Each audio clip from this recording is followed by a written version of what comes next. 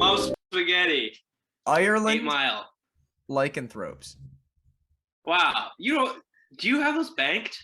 Or No. is it really in the moment? So, you know those few minutes before a session when I'm either like searching on my phone for something urgently or acting like I'm adjusting something off screen? I'm actually being like, all right, like, I came up with one last night. I had it in mind that I was going to interrupt you in the middle of yours, but I said it. I spoiled it right before the episode started. I rate Liza Minnelli, but Liza Minnelli? Liza Minnelli.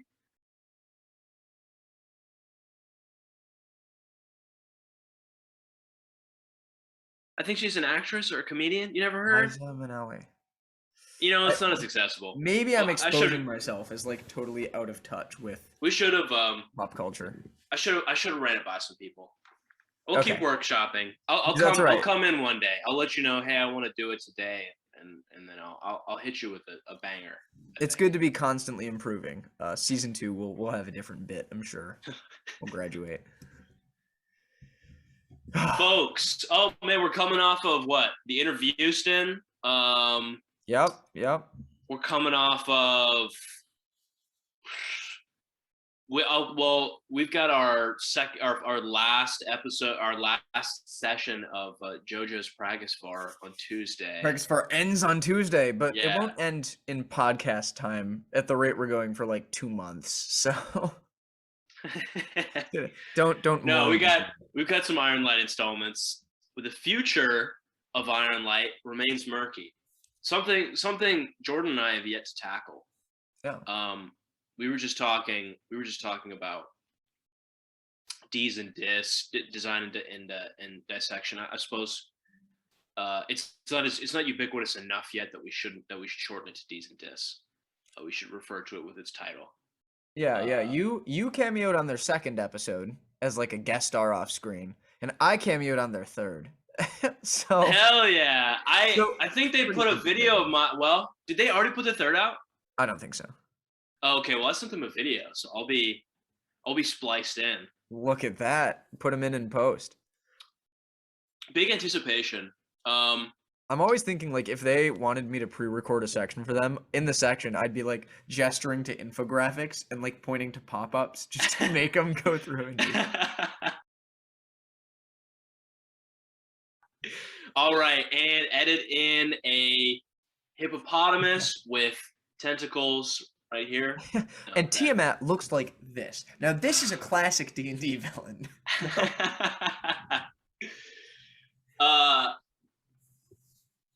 Yeah, check out the second episode of Design and Dissection. I throw in some post-interview questions. I'm not on screen. I got okay sleep at Jim's house the night before they recorded, and so I was kind of in and out of sleepy consciousness. Mm-hmm. But it's good energy. It was lots of laughs, and we were gonna record the second episode that same night, but I had to drive home. Dude, this session is the last session of Pragasfar. What, 6 hours long? I'm driving home afterwards for work on Wednesday. On a bad night too. The roads were. That must have been an odyssey in and of itself. Yeah, I was wearing dark sunglasses. I was wearing red tinted sunglasses, so visibility was at a minimum. It was insane. Who do you blame for that, though? I mean, yeah, no, I broke my glasses that I brought. That's just God working. There's no other explanation. Speaking of God's working. Nice. I was waiting for the scoop. In our Josadius, that we will not start with. Ooh. This episode. We're passing it over to Jordan. Jordan, bring it to me. What souls do the gods of Pragasfar bid upon in the latest 2 Ironlight installment of Pragasfar? The gods are bidding on way more interesting things, but for the party, the situation you guys were in, we're in Trollwire. This is right after huge fallout, battle in the sky, Patch and Cal die, Reborn, run into Trollwire, right? And that's to summarize a whole lot of shit that happened. But moral of the story is it's Baragon's turn, right? We've done 3 independent sessions with the party now totally split. Charlie has had his. He has ended up in front of Rosenreach, the Heaven Ward, this like the last duality weapon, the shield he needs to proceed. But he's stunned at these portals because the option is to his left, the shield is there, and to his right, it's some mutated version of his father that looks like the Lonely, fighting and momentarily killing Driz Do'Urden, Angel, as the party knew him. So that's a cool little duality that he's stuck at. Claymore Patch has had his one shot. We talked about that in the last session where he was reborn. First thing he did is dips down, picks up his sisters, goes to Trailwire, finds Azalea Hyde's new little temple, and Urkling ambushes him there and has been waiting. And he has this really cool, like, no inventory, no spell slots. All he's got is Final Fantasy combat in the Murky Pines. Really one of the most fun combats I've run. But it was sweet. So he kills Urkling. And now it's Baragon's turn. So everybody is converging at this duality weapon where Cal is already. And Baragon is on his way there from the front lines of the war in which Cal and Clay died. And he's not traveling alone. The man who knows the location of the third duality is their creator, Arkancelis. My, like, self-insert wizard. You know, it's a long D&D tradition to have self-insert wizards. It's like Mordenkainen was the first. That's Gary Gygax's guy. Gax. Like, that's his boy. That's so his lad. Yeah. Arkancelis is my Mordenkainen. He's the dude. So, old mega arch wizards following Baragon along. They bring a ton of Volstruckers. I didn't plan on that, but Baragon just like, I want like 7 of them. And I'm like, well, fine. Like, fuck, they're not gonna do you shit. Ooh, so, more work for the DM. It is. 7 Volstrucker. So they're riding Pegasi. Baragon's flying on a wyvern, and Arkancelis is flying in the front. We got a pretty nasty good party here, right? So of course, what starts happening? The Volstruckers start getting picked off one by one from the pines. And Baragon tries to keep them all in formation, tries to keep them all associated, but he can't figure out what's taking them down. He even sees one as it's plummeting from the sky, finds it, and finds a long obsidian arrow stuck in its chest. Shout out to when that's what happened to Salik in Mura back in Oh my god! Back in the day. Salik almost got executed, dude. That made me sweat. Yeah, that was crazy. So there is a hidden archer in the woods below. So the party sets up camp and realizes they're being hunted. So Baragon and Arkancelis lay a trap together. They make the Volstruckers vulnerable. They make their camp vulnerable. Arkancelis starts to put up defenses, and Baragon makes him take them back down. He like creates a giant stone wall magically. So they lie, faking asleep, waiting at night to be ambushed by whoever it was hunting them. And from the woods, creeping, is a hyena person thing that Baragon recognized immediately as Crick's Bloodgnash.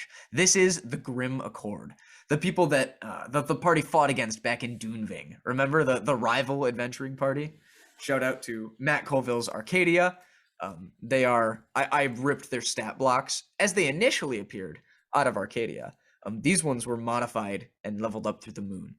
So all 4 of them get a surprise round on Baragon, Arkancelis, and the party of Volstruckers and just start blasting them. I mean, they've got a sorcerer who's casting like twinning fireballs or something. It wasn't literally twinning fireball, but they've got an archer, they've got a dark paladin, and they've got it was pretty nasty first round. This is giving me vibe. This is giving me the group that was tailing Iroh and Zuko through the Earth Kingdom vibes, like specialists. Exactly, specialists like that with like the crazy trained weapons on. What about you, Kachi? I'd take you as a Jasmine man. That was just like Iroh is so specialists.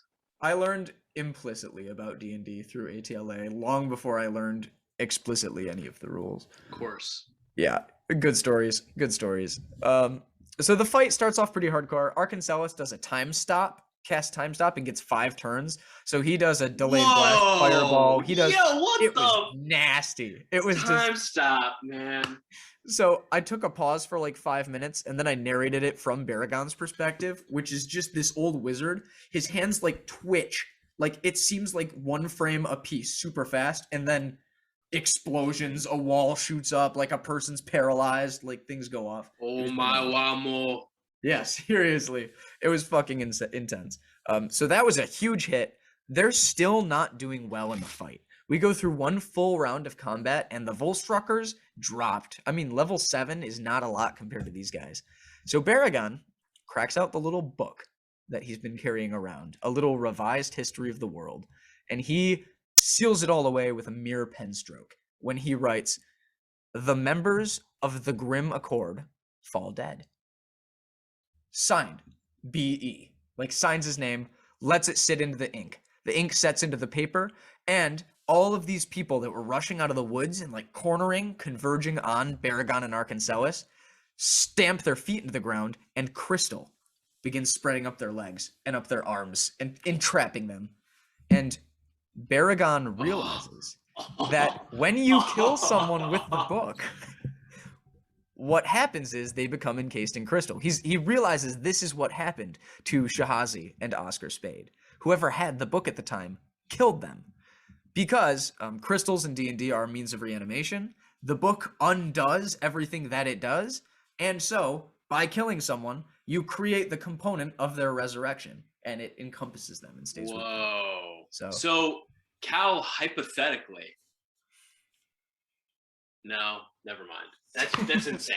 That's insane to me. It's crazy. So that little combat is written away. Baragon knows a little more about how the book goes. Smash cut to the next day, and they're back in the air. They're flying for it again, and Arkansas realizes something has changed in Baragon. Between all of their conversations, the way they're hanging out, the way Baragon's instructing the Volstruckers, they stop at the little town of the Stock of Reverie, which is just, I mean, they saw it on their way there, and Baragon insisted they clear it, so they not have enemies behind them going for the duality.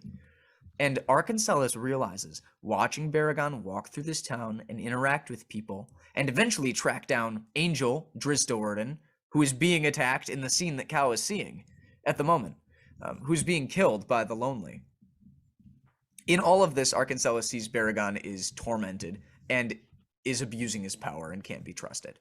So, after they show up, do away with the Lonely easily between the now 3 of them, Baragon, Arkansas, and Drizzt, and Father Teacher begins reverting to himself. Baragon picks him up, picks Angel up, starts flying everyone up to the peak, and Arkansas makes his move.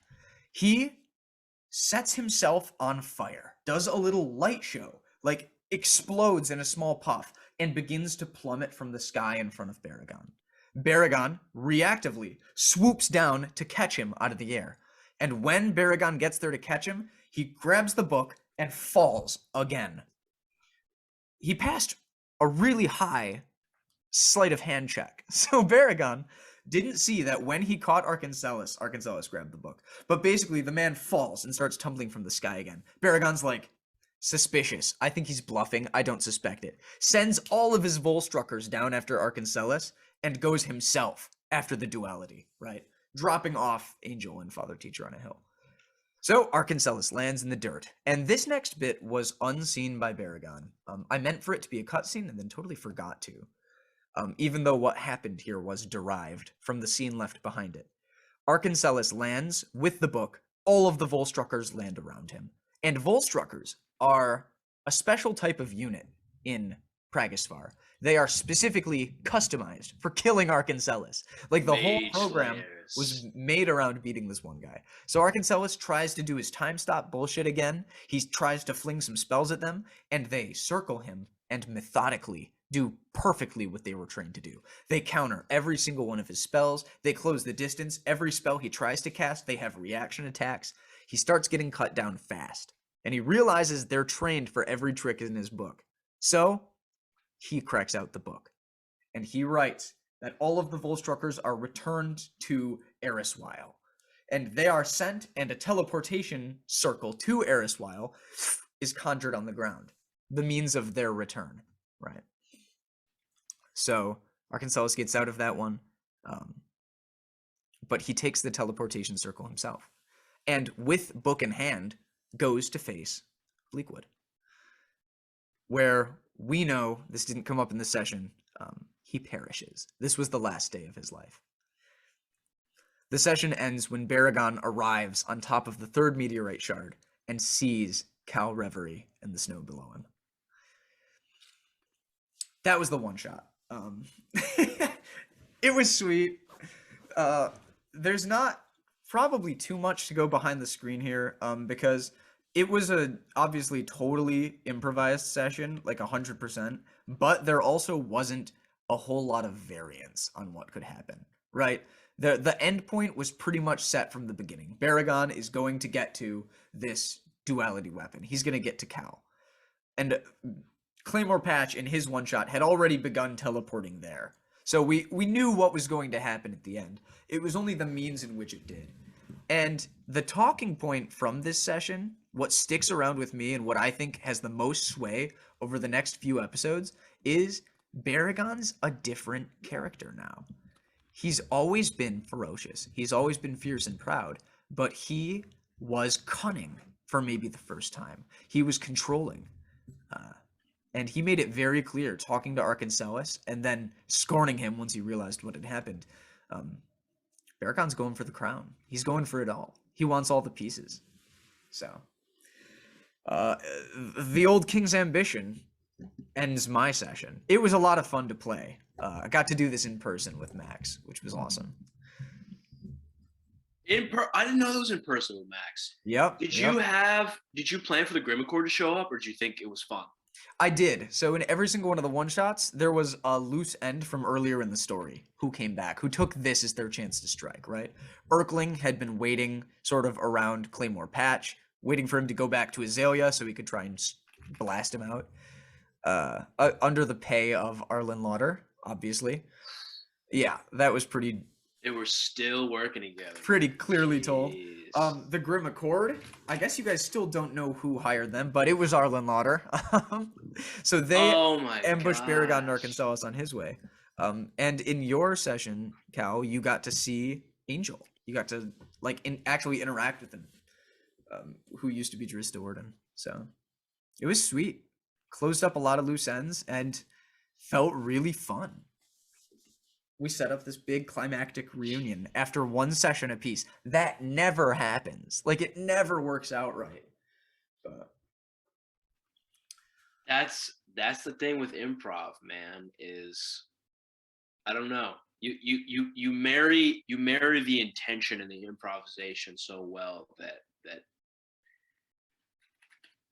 working out is such a relative term. You have such a talent for making all of us feel like the pieces are falling into place, even if you are depositing them, like you are taking this broken up cookie with no edges and just dropping it in and hoping they land. Sure, way too much credit, because that's how illusions work, right? It's like once you explain the magic trick, it seems a lot less sexy. That being said, we're pretty good players. Exactly. We're into Reunite. If you just set the vibe right and you make the game's objectives clear, not your agenda, not the player's agenda, but what should happen in a game clear, everyone's going to find their own way to get to everyone's in for it. Everyone's in for it. 100%. So, yeah. We're all getting where we need to go. That was session 18C. We had 18A, 18B, and now 18C. And then we move on to session 19 next episode, the party's reunion and the acquisition of the final duality weapon, Rosenreach. A cruel trick, man. That those little choices. But it was sweet. To be discussed. Something to be discussed I have lots of questions. Something to be discussed in the post interview. Sticky notes, man, right along the screen. Exactly. The beautiful minds of Russell Crowe, thumbtacks with yarn. Closing in. Sure, any D&D thing is only 3 string connections away from any other, which is why it's so easy for us to, transition nicely from talking about my world to talking about yours. The people connect it. The people connect it, man. Connections. In Josadius, we just lost our giants, our dragon giants to war. Awesome cutscene. Appearing right at perhaps the least convenient moment right over the horizon is Shrek. One of the manufacturers and operators of Project Warforged, a shield around the continent. Have you gotten Shrek jokes? Has that Oh happened? yeah, no, he's Okay. not. He's no longer Shrek. Fortunately, I didn't name him. Greg did, so I didn't have. I could laugh and call him Shrek as well. Excellent. All right, glad you got clear of that one. But yeah, that's not great timing. You know, yeah, for them for sure.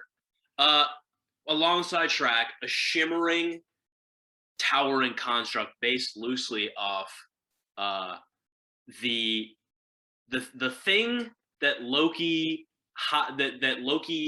used to enact his vengeance on Thor in the The first first movie, yeah, with Thor like the movie, the laser beam Avengers series. thing. The crate, like the Yeah, faceplate, the spiked that's a shoulders, sweet villain. the winged helmet. Look, Dark Um, Souls. It looks really Dark Souls. exactly, dude. Shrek, he comes threatening across an expanse, just shouting his demands, claiming that Father Gear, which is the pseudonym for Dolith Flintheart, our dwarven artificer's brother and co-operator of Project Warforged, was operating outside of his purview, outside of the jurisdiction he should be operating inside of. That the Warforged were dispatched on missions against Shrek's wishes, and Shrek was here to take back what's his, to return and indict, charge, bring consequences crashing down onto Dolith's head, Glayson's brother, um, and essentially reclaim his property. I, as the DM, was installing a plot device that would potentially separate the party. The party is flabbergasted. They're unawares. They really thought they were going to get some downtime. It was the end of the arc, and that characteristic beeping going off inside of Kartikeya's body. They all notice a device with an antenna that Shrek brandishes. Is this the connection? Who knows? But Kartikeya, being a subservient, logical machine, he believes in his core, follows instructions. Shrek's first order to retrieve his warlock counterpart from the inside of the fort, Ares. Kartikeya goes, leaving the rest of the party to feel desperate. We're losing this guy. This guy Shrek, he stinks. He brought security. Why does he need security if he's got Yeah, complete seriously. control? The What strong does he arm need security tactic. from? Shrek still shouting his demands across a great expanse. The great construct steps forward and interpolates itself across its arms in between the party and this Gith villain. But Kartikeya goes. He's leaving. He's like, I'm gonna follow orders. Well, guys, it's been nice, but our mission's come to an end. I was sent to accompany you along to the northern conflict. It was going to end anyway. It just ended in a little bit of a different way than we anticipated. The party cannot abide this, and so, but rather than unleashing hell, they send their clever bard atop his Pegasus steed to go and maybe do some. Yeah. Maybe negotiate. Maybe enchant. It didn't sound like a negotiative tactic. Do what he had to, right? Yeah, that's what we'll call it. So Keith, our lovable, irreverent bard, goes to close the distance between Shrek and themselves in hopes of changing Shrek's mind. And then chaos erupts. As soon as they pass the imaginary line that this construct has apparently set, separating Shrek from the imagined threat, spells fly. And Kartikeya and chaos erupts. Kartikeya is watching unstoppable carnage, having a terrible moment of conflict. He wastes entire rounds of his initiative, racked in paralysis, in moral catatonia. Like it was good role play. And the party is just thrashing this guy. But from what I can tell, this guy Shrek, he's not even there. They're shooting blanks at this guy. They're firing their ammunition, just sailing right through him. Meanwhile, this giant construct is grappling them. It's having its way with them. They're really feeling the absence of their Warforged wizard here. they're hurting. But Kartikeya makes a call. He decides that Shrek is morally bankrupt. He decides that they need to defer to the monarchy, and this is a first step along the path of this construct starting to approach the very Westworldian maze that I have built for him. Quickly, the tides of battle are turned. They surround Shrek. It's an illusion. Cleric trickery domain. Little what is that called? The cleric feature. Invoke duplicity. Invoke duplicity. That's what it is. His channel divinity. They find him, cast a panic anti-magic shield, which I thought would be a fun trick. But the party has no shortage of pointy things, and Shrek is incapacitated. In a moment of haste, Crust or Barbarian takes the device that Shrek was holding and breaks it, shatters it in a panic. But not before Shrek pressed a button on the aforementioned device, and one of Kartikeya's arms pops right off. Buzz Lightyear's just absolutely no, yeah. And Kartikeya is left temporarily unable to complete the somatic components of the spells. Wow, didn't think it was about Shrek's that. intention to bring Kartikeya and the other Warforged in by any means necessary, even if he had to dismantle them.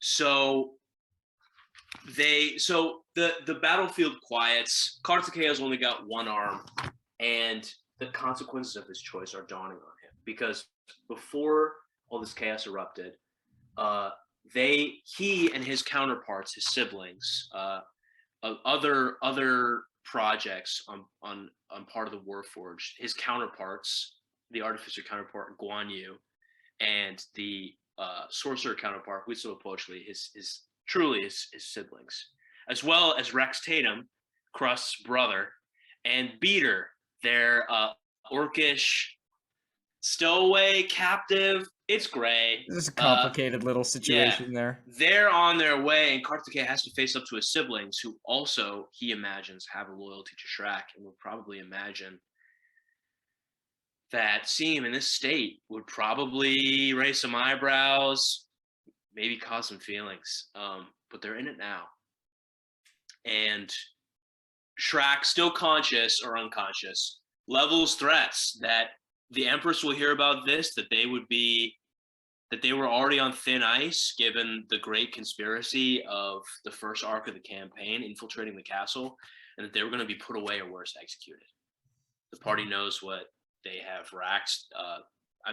Into Project Warforged, thousands, tens of thousands, hundreds of thousands of platinum were sunk into this project in anticipation of preventing a second deep war. 300 years ago, that great war that was fought for hundreds of years, that knew no end until Josadius, for whom the continent is named, the Order of the White Lotus, intervened and ended it. Truly, man, I'm aware that the whole am I a robot or am I a person thing is really played out. I get it, man. But no, come on. No, but this to reduce Kartikeya's character to something as little as a non-person. I mean, he's a tool. He's a weapon of destruction. He was manufactured with a purpose, and trying to sort that out, I don't know. I'll tell you what, and I should say this for the post review, but Kartikeya's backstory is very interesting. It's central to this session. I watched Lady Bird, Saoirse Ronan, Timothée Chalamet, A24 film. I know. With my mom, and the center of the story is around this high school girl and her mother, and their very strong personalities, and really trying to sort out what's right and what's wrong, what's in the middle, what's gray. What do we have to live with that we can't neatly sort into one category or the other? They're really cruel to each other, man. And in a way, Kartikeya has sort of the relationship of a son to Shrek. Shrek was one of the two creators of the Project Warforged. as far as they know. Ah. And I forget the developmental psychology term that it's called. Differentiation. That's what it is. When eventually let's say, for example, in the case of Ladybird, a mother and daughter eventually have to become their own people. Whatever intention that a parent had for their child diverges from what the child eventually becomes. Hmm. And it's often really painful, especially if that child was very close with that parent. That's a great conflict in the center of Lady Bird, is that the main character, Saoirse Ronan's character, is coming into her own, and it's so different. It's different in the ways that her mother could never anticipate. There's a lot of fear. There's a lot of anger. Never violence, thankfully. But things aren't so simple in Joe's 80s. No, of course not. So, little behind the screen stuff. I was a little bit uncomfortable throwing them back into combat, especially since I had already stricken one big combat out of the campaign, and it's just like, because they were like, we want to do a little role play, and I was like, okay, I can get one combat encounter, I can get that out for you, but I don't know how this whole thing with Shrek's going to shake out. I don't know if Kartikeya is going to walk out of here. Exactly. You didn't necessitate that this was combat, right? Right. No, they made a choice, and I think that they appreciate the choice they made, and appreciate that they had the control in it, which I'm glad for. If the party had just let Kartikeya walk off and just kind of had to figure out what was going to happen next, Shrek was going to shuttle them off into shuttle Kartikeya and his great Warforged project, the one that he constructed from scratch, off into the Maze of the Damned, Neome's lair, her sort of domain, her pocket dimension where shortcut straight to the end game, like. Yeah. And Shrek was going to monologue and dismantle Kartikeya, but also outfit him with newer, deadlier weapons. Like, I had a plan for his arm to have an attachment where it could switch out, be replaced with a spinning razor blade. Like, he was going to be given a jetpack. 100%. Like, like, Shrek had big plans for when he had regathered the Warforged. Oh. But the party liked Kartikeya too much. I think they recognized how broken the system was, and how unfair that it was being treated. Kartikeya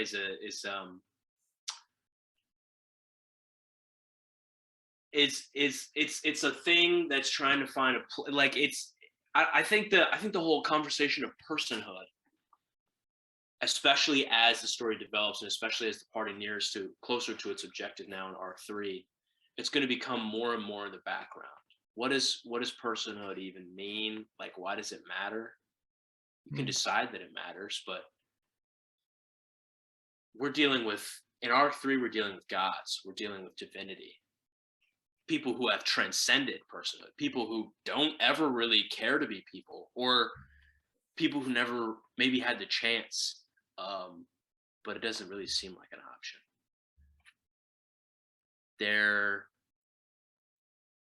The party is going to have to grapple with what it means to be mortal in their own right.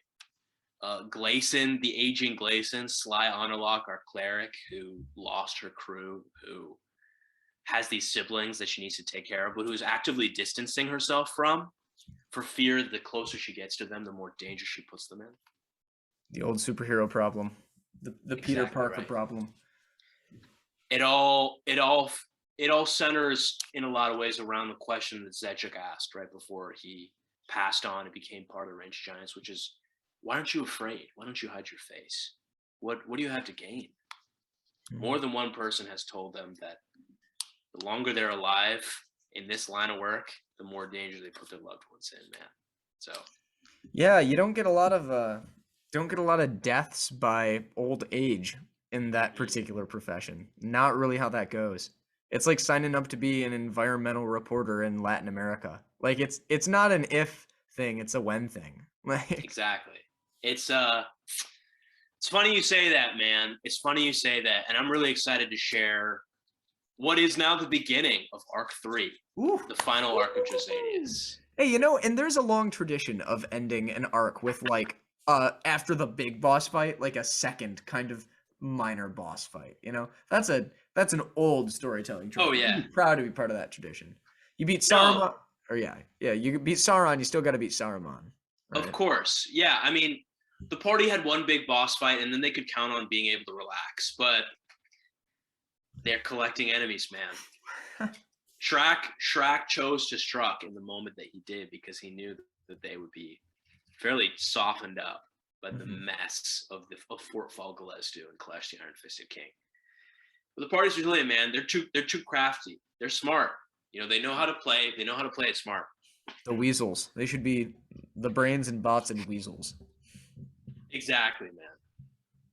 So, as we're entering into our little poster review, I wanted to throw something out as far as big scale combat goes.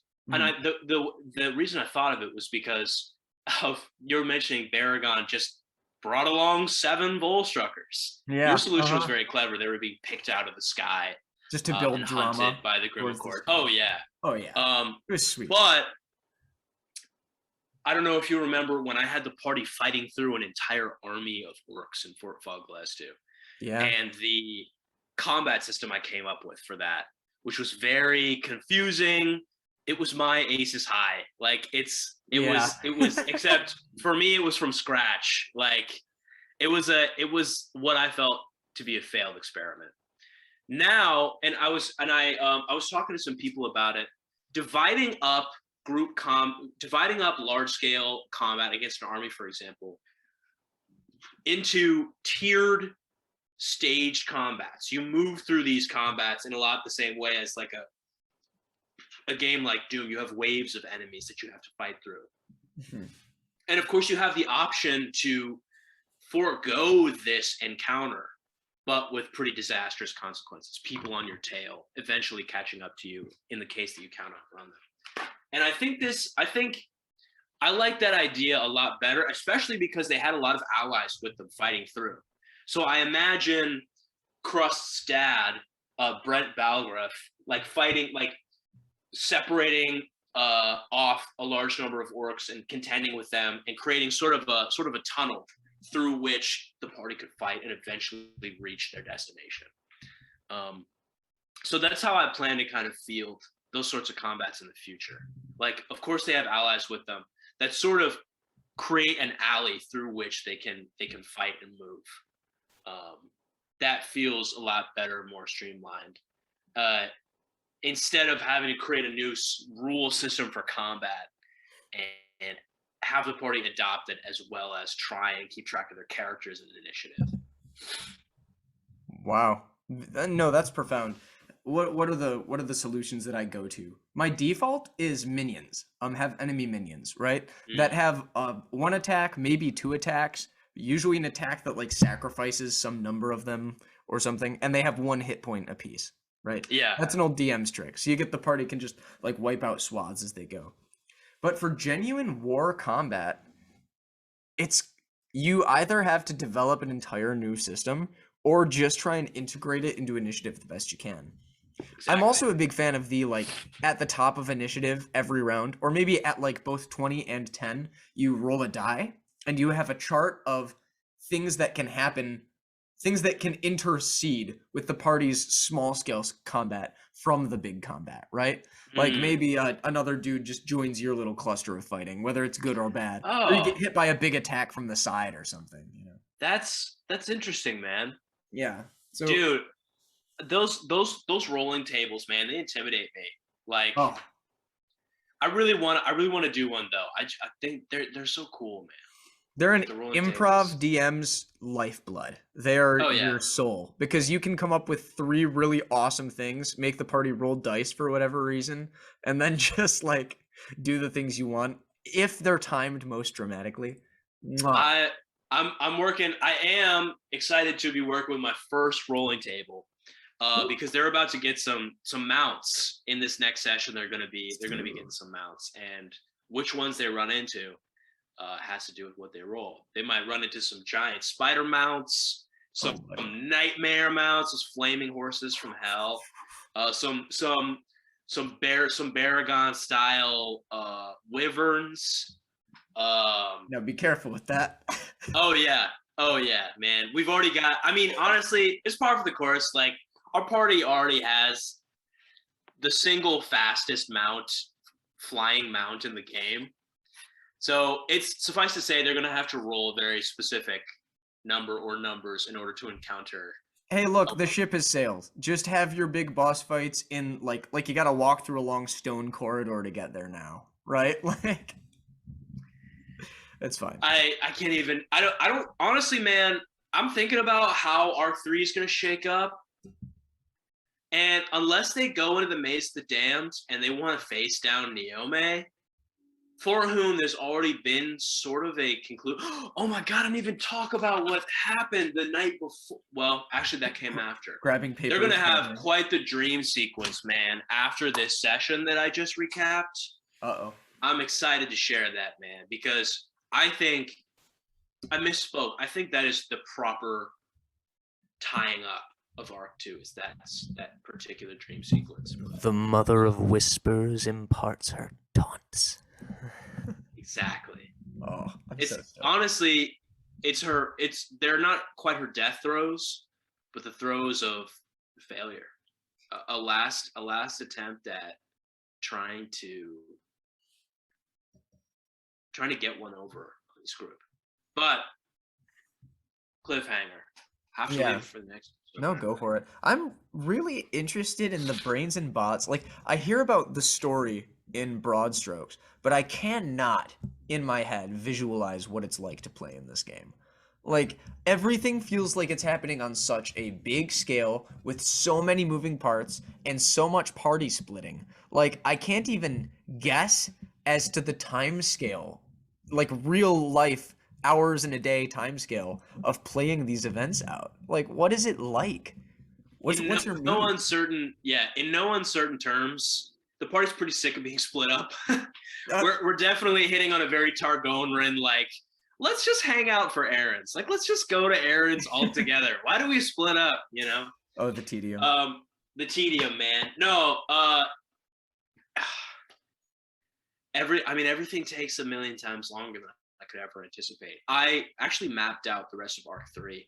I came up with a number of remaining sessions, which is 10 to 15. Whoa. Yeah. But I mean, those numbers, that range is so huge, and those numbers are almost truly arbitrary. It's like half a year at the rate. At least. Yeah, at the rate we play practice for. Right. Maybe a little less. No, I suspect we'll take up a good chunk of the rest of the year, and I'm really, which makes me sad because I really want to get the boots on the ground for this next project that I want you and Adam and my buddy, my childhood best friend Grant to be involved in. But good things come to those who wait, baby. Hey, that's the way. For every idiom, there's one that means the exact opposite that is equally colloquially accepted. So I could also say the early bird gets the worm here, Charlie. I want to play this game, man.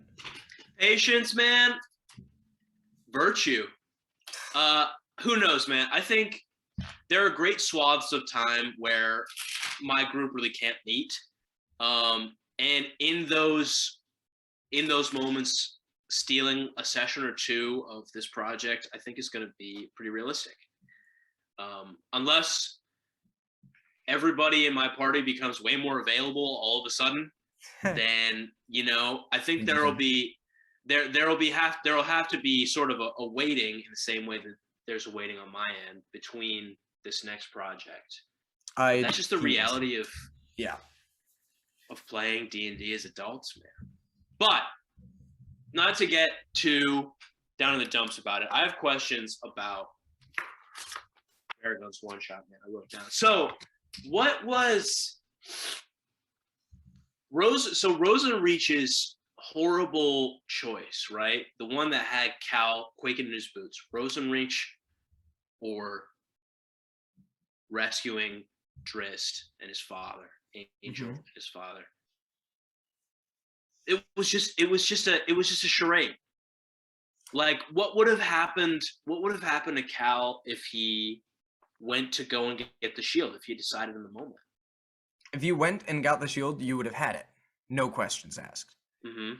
The image of Father Teacher and Angel was generally a charade.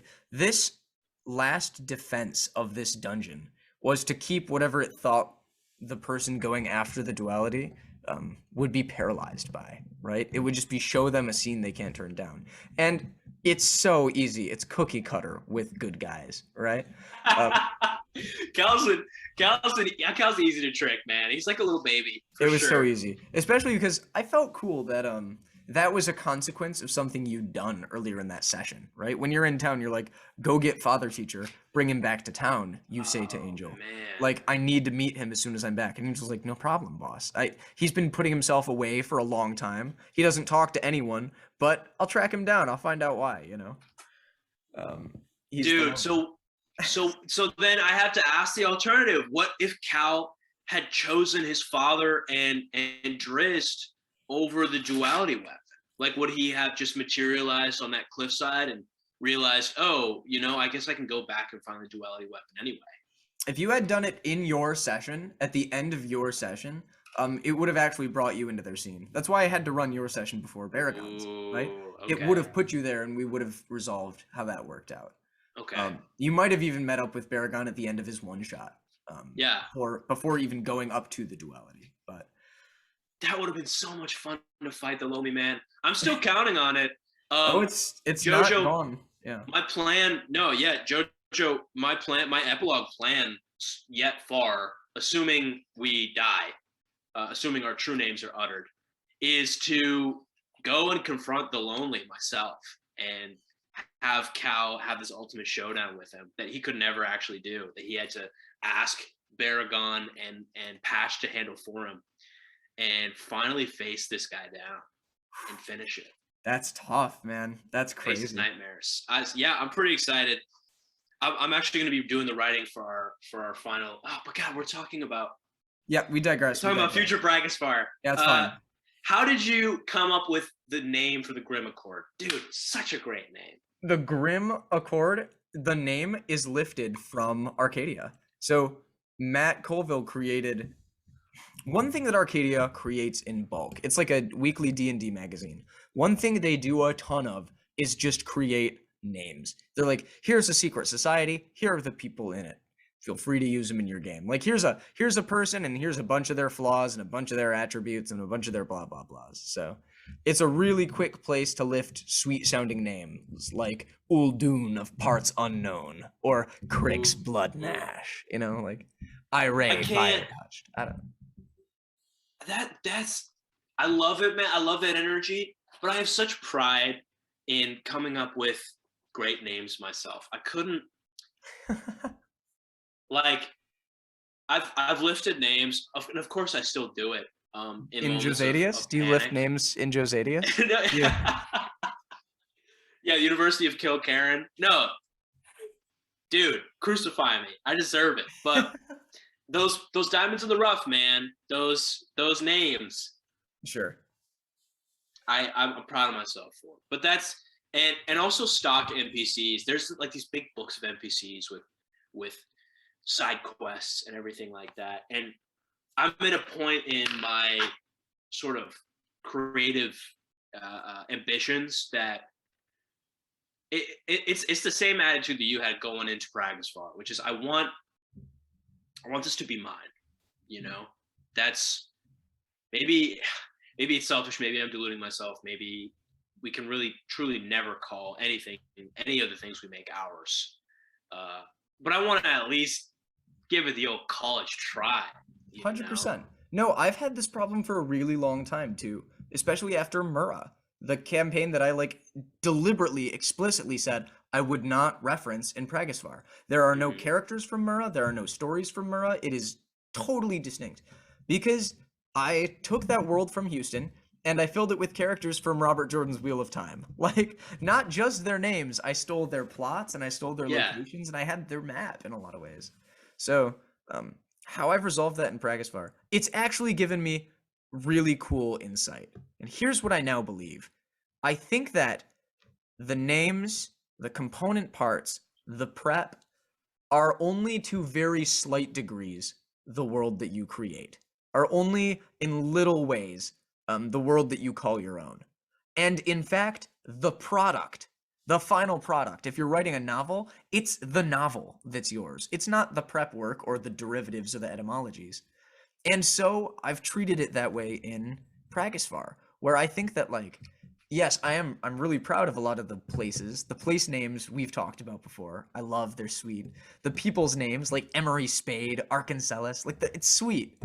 But far, far more than any of that, the game and how the game Yeah. plays is my product. And that's, as long as that's 100% me, I'll steal. I'll Yeah, I don't- copy, yeah. I'll cheat, I'll lie to my players, I'll do It's a everything. good point, man. It's a good point. No, and I hope that I arrived there, but I think I've heard that echoed from other creatives like Adam. He's made an effort to really not let other fiction impress upon him to the extent that it would be obviously reflected in his stories and the things that he writes. And I think it's a noble ambition, if not kind of a foolish one. Like, obviously, you're going to steal. Obviously, everything that you make is going to be similar to everything else. It's, I don't know. No, I mean, 100% you can't be too explicit with references, right?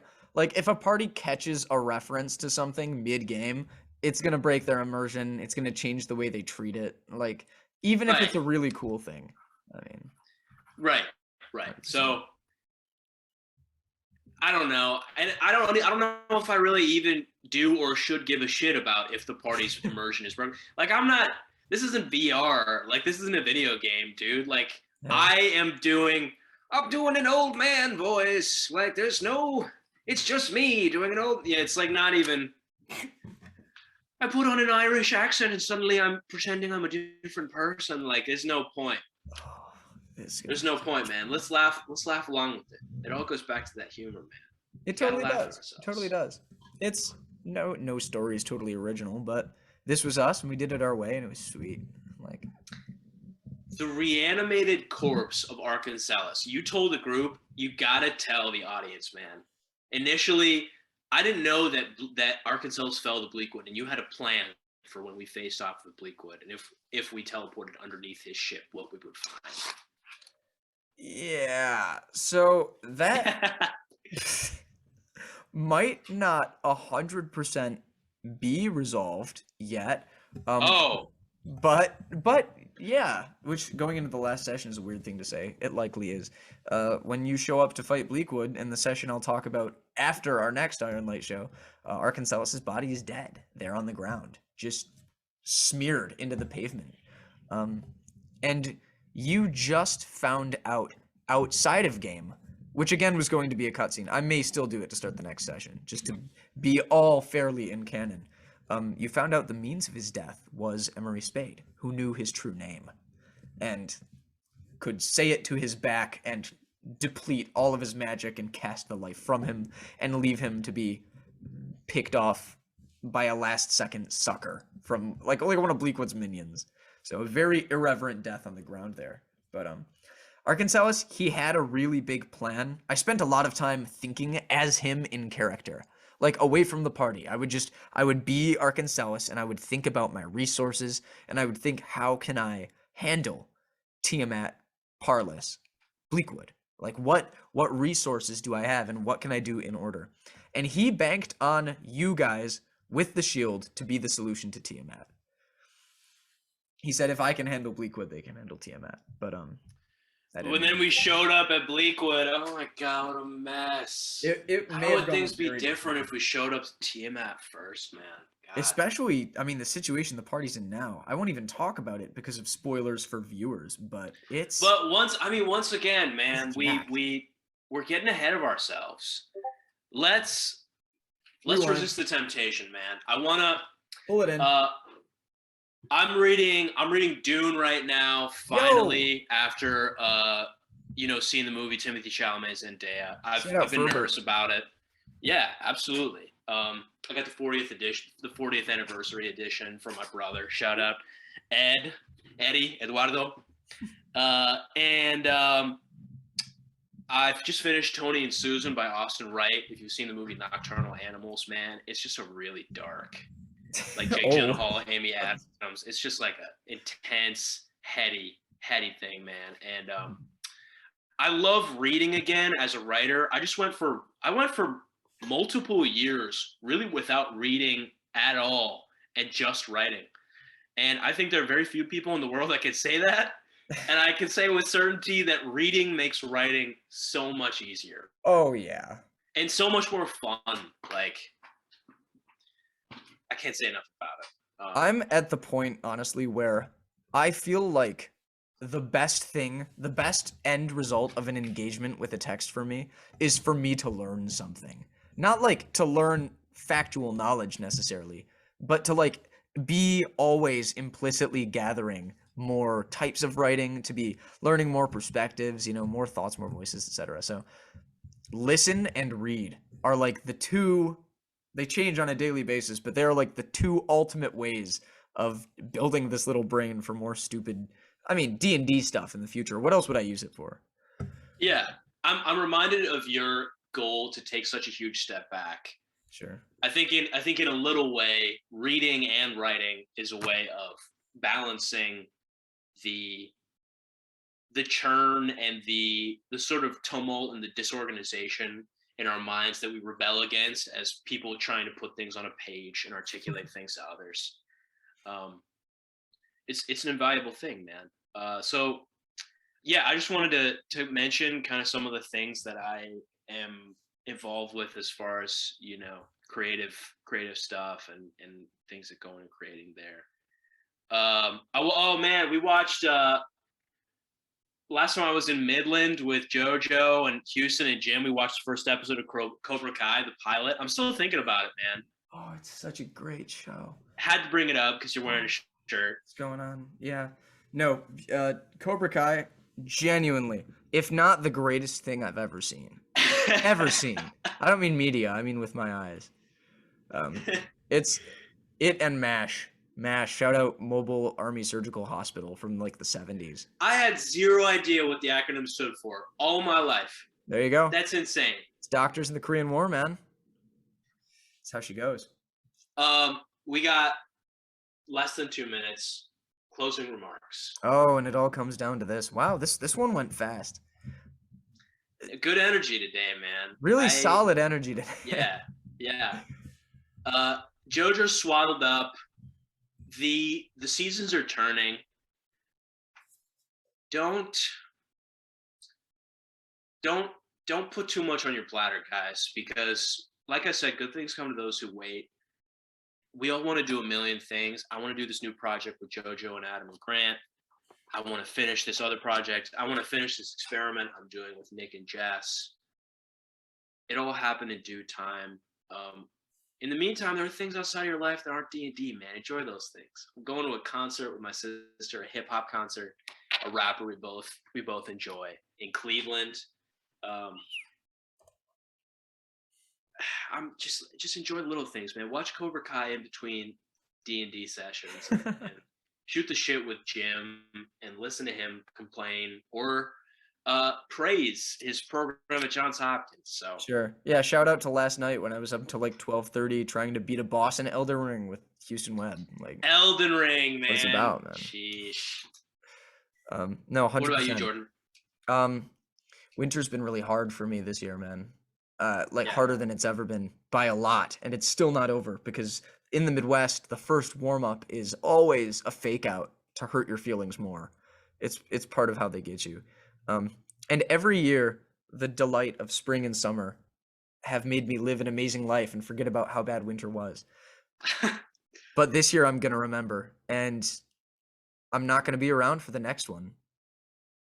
Not as in I won't be around, as in I'm not going to be in the Midwest next winter. Whoa, big announcement. Putting my foot down, man. Something's got to change. Wow. I don't know if it's another Mexico trip or something, but yeah, no, the biggest adventures will probably not be in our games.